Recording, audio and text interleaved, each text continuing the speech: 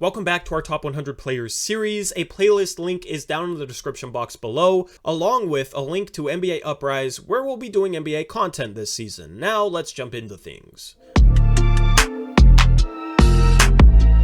Anunoby has been a bit injury prone the past couple of seasons, but he's still one of the best forwards in the league. Last year he averaged 17 points per game, 5.5 boards and 2.5 assists, shooting 44% from the field and 36% from 3. While his efficiency numbers have dipped a bit in the past couple of seasons, last year he showed more flashes of being a shot creator and being able to hit more difficult looks. While he probably will never get the opportunity to be the go-to scorer there in Toronto, as they have Pascal Siakam, Fred VanVleet, and one of the best rookies last year in Scotty Barnes, Anunoby is still a really good perimeter defender who can knock down threes and do some things off the dribble. Long term, it'll be interesting to see if Toronto looks to move him so that they could start Barnes and Siakam at the small forward and power forward spots. However, in Toronto, Anunoby forms an intriguing forward trio with those two guys.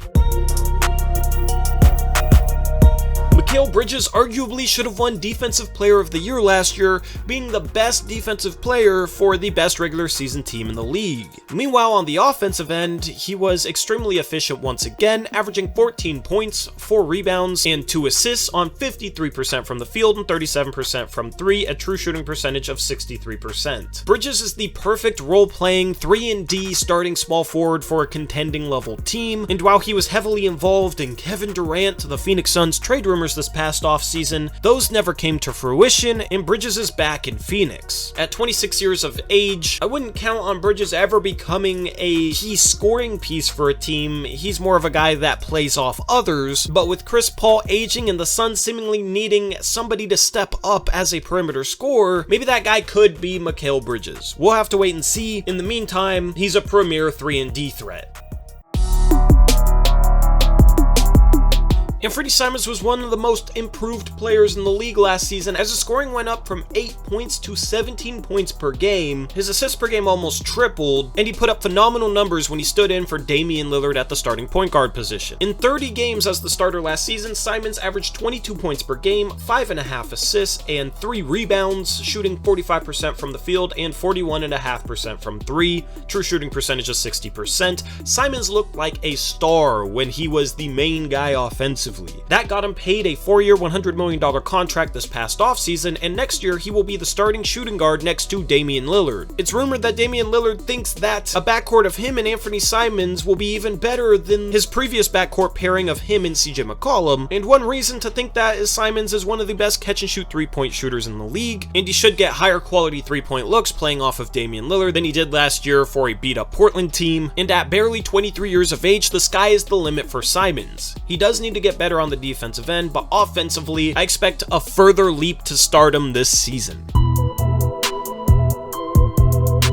Tyrese Maxey broke out in his second year for the Philadelphia 76ers, as in 35 minutes a game, he averaged 17.5 points, a little over 4 assists, and a little over 3 rebounds, shooting 51% from 2 and a whopping 42.7% from 3. His three-point shot was the biggest question mark coming into the league. He only shot 30% at Kentucky and then shot the same in his rookie season. But that three-point shooting leap last year has catapulted Maxey into one of the brightest young stars in the game, and he forms a scary backcourt duo with James Harden. He needs to continue to improve defensively. I think he has some solid potential on that end, and at this point, he's surpassed Tobias Harris as the third option there in Philadelphia. At 21 years of age, expect some more improvement from Maxey.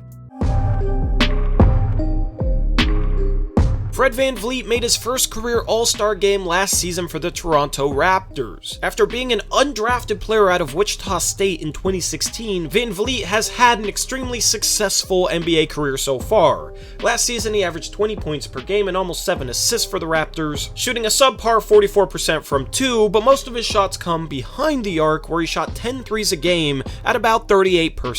VanVleet was one of the better guard defenders in the league. He averaged 1.7 steals per game, What you do have to keep in mind is, for whatever reason, he played a ton of minutes last year. He played in 38 minutes per game, which is a number you don't normally see in today's NBA. While that did help him out statistically, that shows that Nick Nurse, one of the best coaches in the NBA, felt like he couldn't afford to have VanVleet off the floor. Maybe that was due to a subpar backup point guard situation there in Toronto, but VanVleet is a really good playmaker, a phenomenal passer, a phenomenal three-point shooter, and a really good defensive player, and is absolutely a fan favorite there in Toronto. Domantas Sabonis is a unique player. He got traded from the Pacers to the Kings at last year's trade deadline, and his numbers in both stops were pretty much identical. On the season, he averaged 19 points per game, 12 boards and 5 assists, shooting 57% from the field and 31% from 3. If Sabonis could ever turn himself into a high-caliber three-point shooter, then he would cement a spot in the top 40. However, his three-point shooting struggles limit him a little bit. He's a skilled post-up player and finisher around the rim, and is one of the best passing big men in the league. Pretty much all his value comes on the offensive end, as on the defensive side of the ball, he certainly lacks. His skill set is a little bit weird to fit into a team construct, as he's not a floor spacer, but he is a good pick and roll big, but really excels when he has the ball in his hands, and I'm not too sure the dynamic of him plus De'Aaron Fox can work together for a team that makes the playoffs. The key thing I'm watching for Domantas Sabonis next year is his three-point percentage, and if he can have a good year shooting the three ball. Jamal Murray missed the entirety of last season after suffering a torn ACL in the 2020 to 2021 NBA season. In that season, he was averaging a career-high 21 points per game, 5 assists, and 4 boards on 48% from the field and 41% from 3. If he can replicate those numbers, he probably belongs higher on this list, but coming off a major knee injury, I had to hedge my bets with him a little bit. He's still only 25 years old, and the clear-cut number 2 guy in Denver, and is one of the craftier players in the league who excels at getting up threes off the dribble, as well as attacking the basket and finishing around the rim. He's not the most explosive or athletic player, but he's very, very skilled, and therefore this injury shouldn't hurt him all that much. The key thing to look out for him next season is his three-point percentage, as the season before he set his career high of 41%, he shot a shade under 35%, so this season I'll be watching his efficiency. De'Aaron Fox is a hard guy to figure out. Going into his 6th season as a Sacramento King, he's put up really impressive stats. Last year he averaged 23 points per game, a shade under 6 assists, with some subpar efficiency, 47% from the field and 30% from 3. His three-point shooting has been the knock on him during his career. His 2nd season he shot 37% from 3, but that looks like it was an outlier, and while he's one of the quickest players in the league that can really make things happen and score the ball, there are some debates as to whether his style of play and his game translates to winning actual basketball games. The Kings might have made a mistake in trading away Tyrese Halliburton instead of him at last year's trade deadline, but they did bring in Domantas Sabonis, and with Harrison Barnes and 4th overall pick Keegan Murray in tow, the goal for the Kings this year is to make the play-in and have some games after the 82-game regular season for once.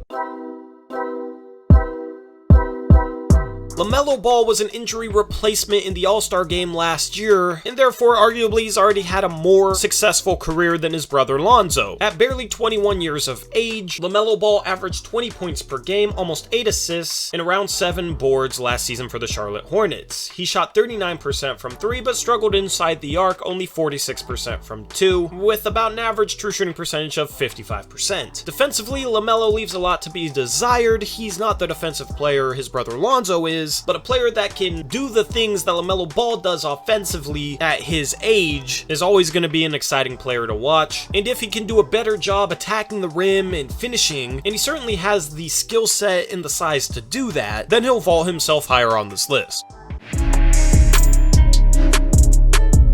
Chris Paul is still going strong at 37 years of age. While his scoring has fallen off as he averaged a career low in terms of points per game last year at 14.7, he's still one of the best passers in the game as he averaged almost 11 assists. He shot 49% from the field, but his three-point shot fell off a bit as he only shot 32% behind the arc. That was in Phoenix's 2nd round series loss to the Dallas Mavericks. Chris Paul didn't look like his normal self. He averaged only 13 points and under 6 assists per game in that series, and he was neutralized. He's kind of the key for the Phoenix Suns, as without him, I'm not quite sure they're a contender, and given the fact that he's 37 years old, he's definitely on the downside of his career. While his high basketball IQ and passing ability, as well as craftiness as a scorer, should continue to age well, we will probably see a sharp drop-off at some point, and hopefully for Suns fans, that's not this season.